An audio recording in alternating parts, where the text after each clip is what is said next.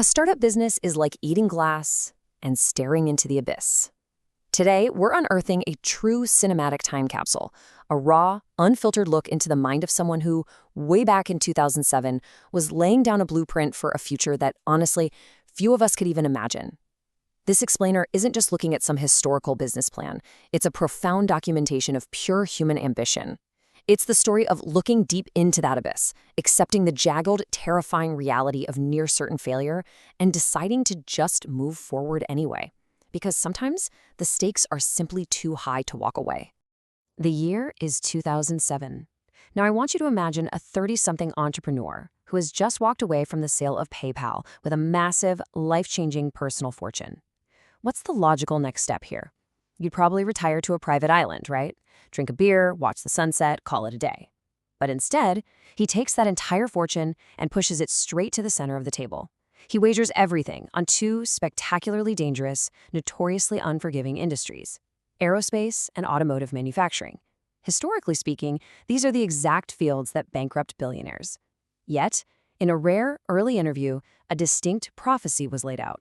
A blueprint for the future of human civilization detailed with chilling precision long before the rest of the world truly recognized what was being built in the shadows.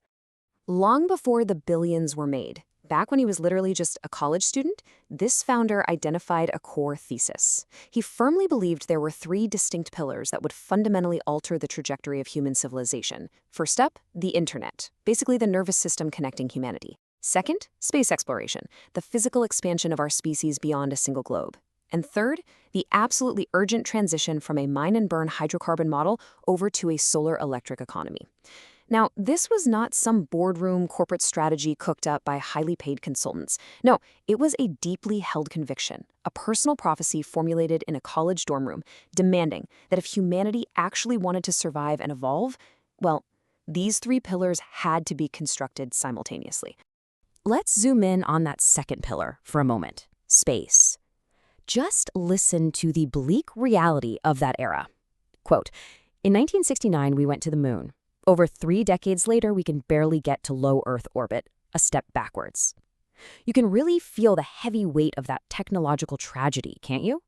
The space program of the early 2000s was staring into an abyss of lost ambition. The roaring, earth-shaking triumphs of the Apollo era had been entirely replaced by dusty, forgotten dreams.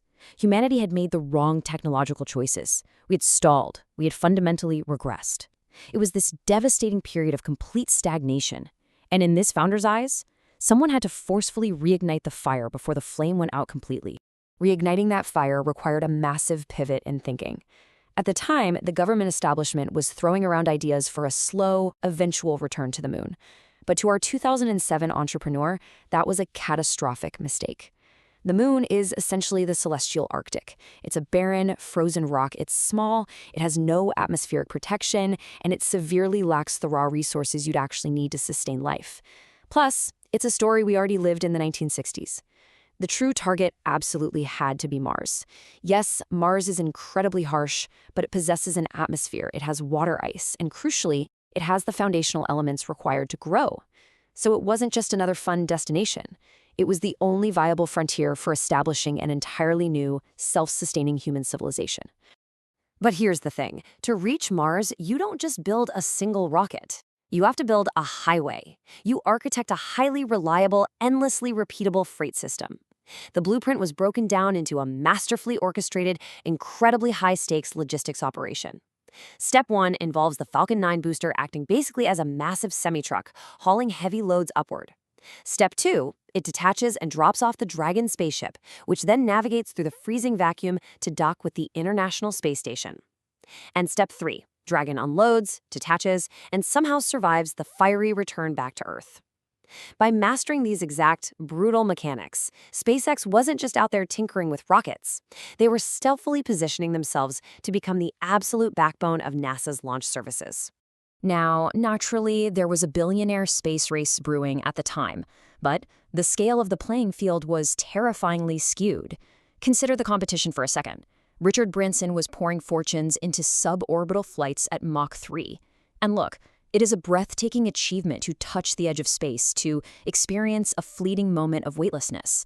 But a fleeting touch is an entirely different beast from the violent, fiery reality of achieving full orbital velocity at Mach 25. The goal of actually reaching orbit, staying up there, and surviving the brutal physics of re-entry, it utterly dwarfs the technological challenge of a brief suborbital joyride. It's literally the difference between wading into the shallow end of a kiddie pool and attempting to swim across a raging ocean. 625. To really grasp the true violence of orbital mechanics, we have to understand that kinetic energy scales to the square of velocity.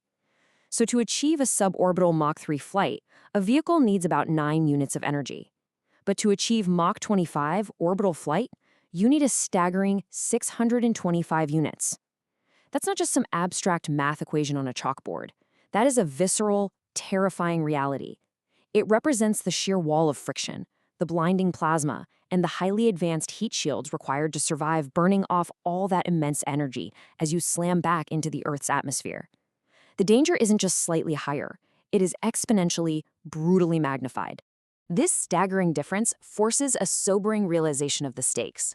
Quote, what Branson is doing is building something that can cross the English Channel. What we're building is something that can circumnavigate the globe. It is quite literally a completely different league of difficulty. Out in the deep, freezing isolation of orbit, the real competition was never other flashy entrepreneurs. The monumental challenge was the fatal consequence of their own engineering errors. A single loose bolt, a microscopic hairline fracture, a slightly miscalculated trajectory, any of that meant instant destruction. They weren't just battling rivals down on Earth. They were battling the unforgiving laws of physics. Rocket science is a popular idiom for a reason, you know? It looks incredibly hard, and the reality is far more lethal than it appears. All right, let's slam back down to Earth for a minute. Because while fighting a brutal war against the physics of space, a second revolution was actually being waged simultaneously on the asphalt. 0 to 60 in under 4 seconds. Pure, uninterrupted electric torque. Leaving a roaring Ferrari literally choking on dust. This was the introduction of the Tesla Roadster. It wasn't some compromised hybrid golf cart designed to just appease environmentalists. No, it was a silent, violent disruption. A high-performance weapon aimed directly at the jugular of a century-old combustion engine monopoly. It existed for one reason, to decisively shatter the myth that electric cars were slow, ugly, and boring. But that flashy sports car, it was merely a Trojan horse. It was the first move in a deeply calculated, slow-motion ambush on the entire automotive industry.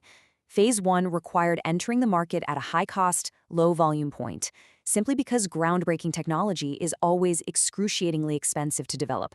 But Phase 1 was designed solely to finance Phase 2, a 4-door family sedan, and then the profits from Phase 2 would violently drive down supply chain costs to fund Phase 3, a mass-market car affordable to almost everyone.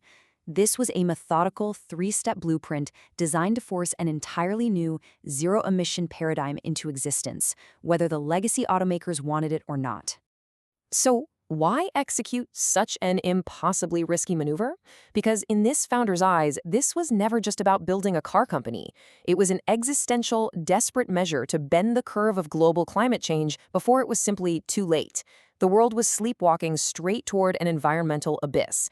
And the giant auto monopolies, they firmly believed viable electric vehicles were impossible, and even if they weren't, they thought the public would never buy them anyway. To stop the coming disaster, this company had to physically exist to serve as an irrefutable example. They had to prove both of those assumptions dead wrong, completely backing a stubborn, entrenched industry into a corner and forcing them to adapt or die. But as you might guess, managing this dual revolution exacted a brutal human toll. Imagine the agonizing mental gymnastics required to context switch between orbital mechanics and automotive supply chain logistics. 80% of his waking hours were devoured by SpaceX. That was the actual day job. And there was no plush corner executive office, just a cheap cubicle right in the trenches of the factory floor, surrounded by engineers working through the night, literally sleeping under their desks. The remaining fraction of time went to providing frantic strategic guidance for the electric car venture. It's a grueling, almost cinematic parallel to Steve Jobs simultaneously running Apple and Pixar, except fueled by deep bags under the eyes and pure razor-thin willpower.